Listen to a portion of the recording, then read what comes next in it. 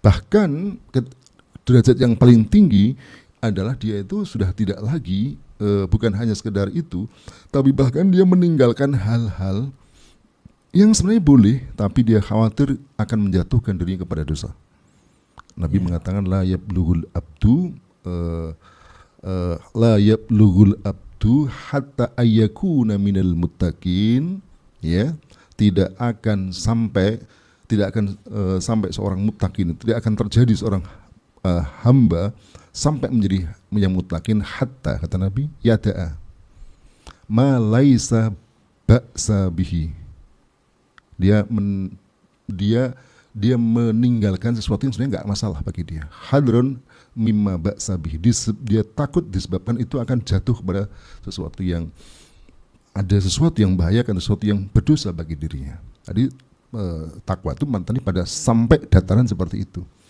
Jadi dia bukan sekedar mengerjakan yang wajib dan sunnah atau meninggalkan yang haram atau makruh, bahkan yang mubah pun ditinggalkan. Kalau mubah itu dikhawatirkan karena menjerumuskan dirinya kepada sesuatu yang berdosa. Masya Allah. Itu takwa pada tingkat yang levelnya tinggi. Masya Allah. Tapi level yang paling rendah semestinya minimalnya itu mengerjakan yang wajib, meninggalkan yang haram. Karena tadi saya katakan setelah di atasnya itu berarti konsekuensi dosa dan konsekuensi dosa. Jadi kalau meninggalkan wajib dosa, meninggalkan haram dosa, meninggalkan yang wajib dosa, mengerjakan yang haram dosa, ada konsekuensinya itu. Oke, Kiai. Terus kemudian bagaimana Ramadan ini mampu dikatakan dalam surah Al-Baqarah itu mencetak kita orang beriman menjadi bertakwa. Nah, ini bagaimana ceritanya Ramadan mampu untuk menciptakan orang-orang menjadi bertakwa, Kiai? Iya, begini. Iya.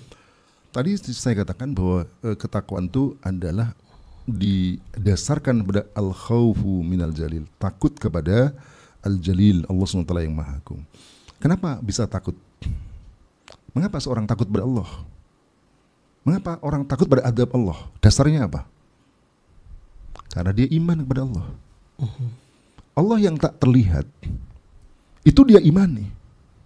Allah yang Maha mengetahui, Maha melihat, itu dia imani. Demikian juga ada yang neraka, ada yang surga, itu diimani.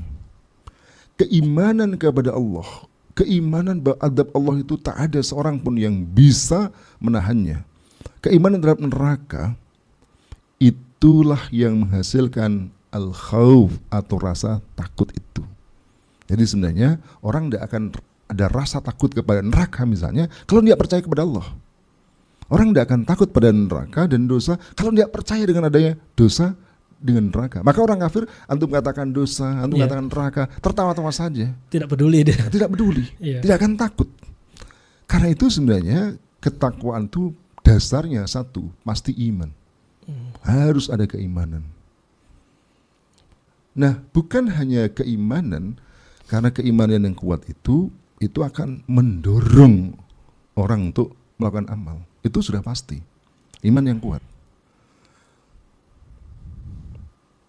Baik, Yai. Ketika misalnya gini, antum disuguhi air, lalu kemudian air itu diberitahu, Mas, ini air yang kalau sampean minum tidak menunggu besok langsung mati. Kira-kira mau enggak? Sangat tidak mau, Yai. Langsung ditolak. Tapi yang ngomong begitu anak kecil. Oke. Yang dia mungkin bisa jadi belum tahu apa-apa. Antum masih berani minum atau tidak? Masih ragu. Masih ragu. Atau mungkin yang mengatakan orang gila? Masih ragu untuk meminumnya. Nah, tapi kalau orang yang mengatakan orang yang terpercaya, berarti sebenarnya itu aspek keimanan untuk kepercayaan tadi. Kalau antum percaya bahwa air itu akan mematikan, yakin antum. Jangankan kok 1 juta, 1 miliar, 1 triliun pun tidak akan antum minum. Tapi antum percaya nggak ada apa-apa ini. Minum saja. Demikian juga kalau informasi dari anak kecil yang mungkin belum dipercaya atau bahkan orang gila, kita nggak percaya apa itu. Tapi kalau informasi dari orang yang terpercaya, kita gila, kita menjadi takut.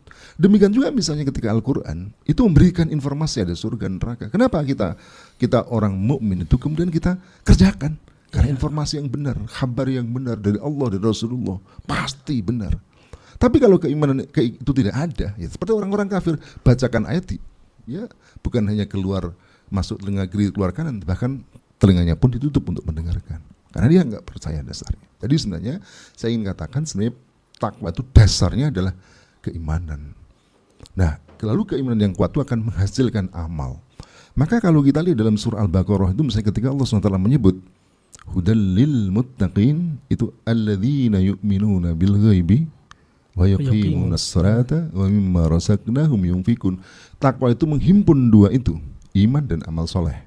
Yang Allah sebutkan adalah di situ wa yuqimunas salata wa mimma razaqnahum yunfikun. Dalam banyak ayat yang lain, maka kata bertakwa ini itu menggantikan dua kalimat esensi tadi, yakni al-iman wa amirus salihah. Misalnya ketika Allah selalu menyebutkan orang-orang yang masuk surga, misalnya orang muttaqin, innadil muttaqina mafaza, atau misalnya ketika disebutkan wasari'u ila maghfiratin mir rabbikum majannatin ardhus samawati wal ardu uiddat lil muttaqin. Surga dijanjikan kepada orang yang muttaqin. Dalam ayat yang disebutkan misalnya basyiril ladzina amanu wa amilus shalihat.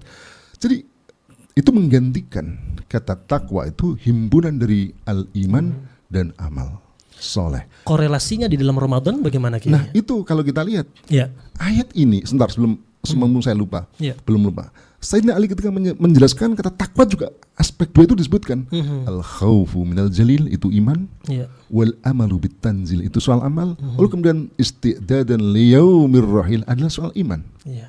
Iman ma qablaha, iman ma ba'daha, sebelum dan sesudah. Masya Allah, sebenarnya kalau kita lihat iman itu menggerakkan untuk bertakwa.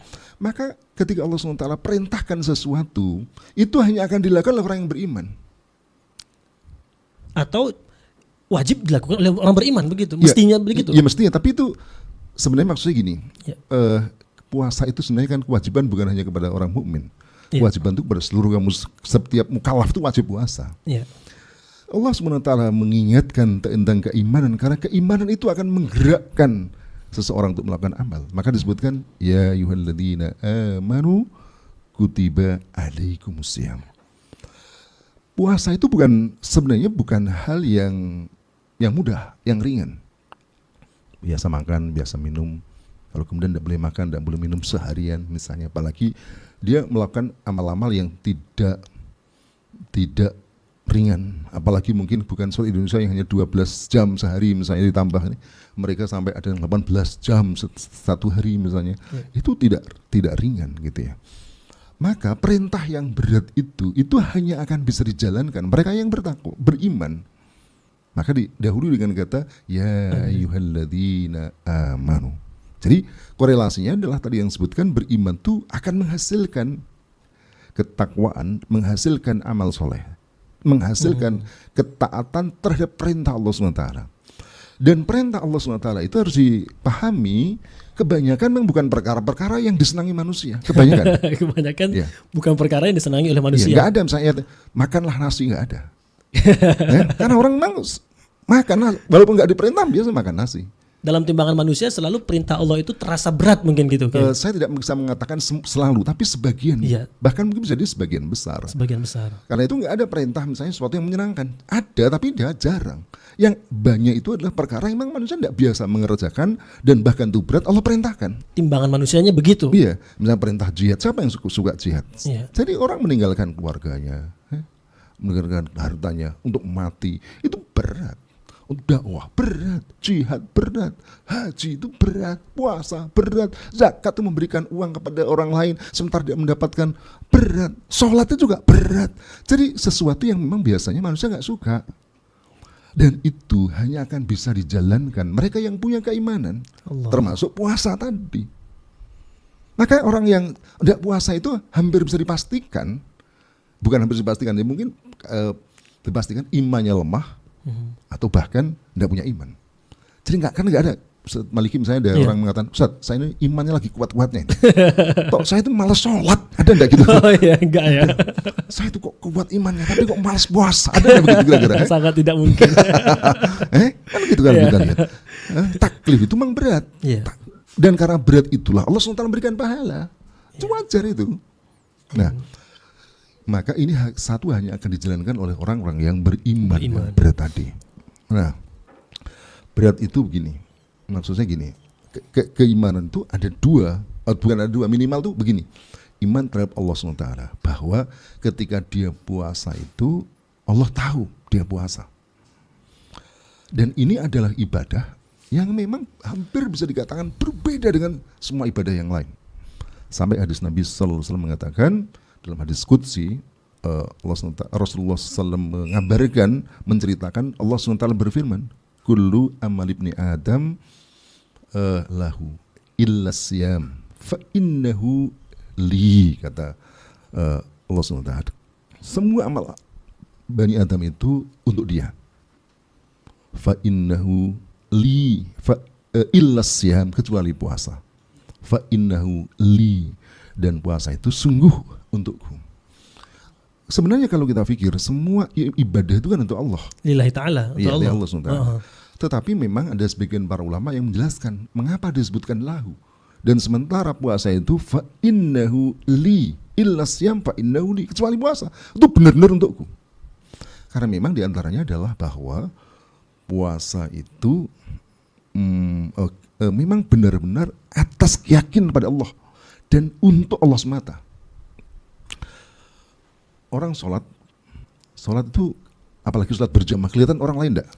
Terlihat sama kiri kanan. Apalagi jadi imam. Oh, sangat terlihat. Bisa enggak imam enggak kelihatan? Enggak kelihatan, enggak terdengar suaranya. Enggak mungkin. Ada enggak kemungkinan pada saat sholat dilihat orang lain lalu kemudian timbul riya dalam dirinya? Mungkin. Haji. Mungkin tidak diketahui orang lain bahwa dia haji. Enggak mungkin. Zakat. Mungkin tidak diketahui orang lain bahwa dia berzakat. Sulit. Berjihad. Mungkin tidak diketahui orang dia berjihad. Dia sendiri ada orang yang bisa lihat. Terlihat, pasti terlihat dengan manusia lain. Berdakwah. Ya, pasti terlihat dengan orang lain. Ada enggak kemungkinan timbul pada saat dia melakukan semua ada riya dalam dirinya? Ya. Kemungkinan ada. Sholat mungkin kalau sendirian bacaan biasa saja. Begitu ada orang lain bahasa lebih bagus-bagus kan? Ada enggak? Tapi puasa, bisa enggak riak puasa? Dia bisa berpura-pura berpuasa di hadapan orang lain. Tapi tentu kalau dia tuh memang hanya riak, orang lain enggak ada, dia akan makan. Enggak orang lain, dan dia akan minum. Nah, ketika dia tetap tidak makan dan tidak minum sekalipun tidak ada orang lain, betul-betul ikhlas karena Allah Subhanahu wa taala, maka puasa itu wajar disebutkan illa siyam fa innahu li. Jadi proses puasa itu murni karena Allah. Jadi kalau menghasilkan takwa itu luar biasa. Dan bisa juga mungkin diartikan, bolehkah kalau dikatakan puasa ini ya memang semestinya menjadikan bertakwa gitu kan? Nah, iya tadi harusnya kan karena kan tidak terlihat siapapun dia bisa nahan lapar dan haus gitu. Maksudnya gini, kenapa orang lalu kemudian bisa melakukan itu? Karena sebenarnya pada saat puasa itu ada semacam keyakinan dalam dirinya bahwa dia dilihat Allah SWT. Masya Allah. Mengapa orang korupsi? Karena mungkin merasa tidak ada yang melihat. Iya kan, betul enggak? Iya. Mengapa orang berzina? Iya. Mengapa orang melakukan berbagai macam kemaksiatan? Iya. Karena sebenarnya pada saat itu dia merasa aman dari pandangan Allah SWT. Keyakinan Allah melihat itu tidak ada, atau kecil atau tipis. Mestinya di Ramadan ini terlatih kesadaran bahwa Allah itu melihat. Betul. Ketika dia yakin Allah melihat sebagaimana puasa, nggak akan ada korupsi, nggak akan orang berbohong, nggak akan orang berzina, nggak akan orang melakukan berbagai macam kemaksiatan. Disitulah tercipta kemudian insan-insan yang bertakwa. Nah, ujung dari puasa tadi membuat orang bertakwa. Baik, Kiai.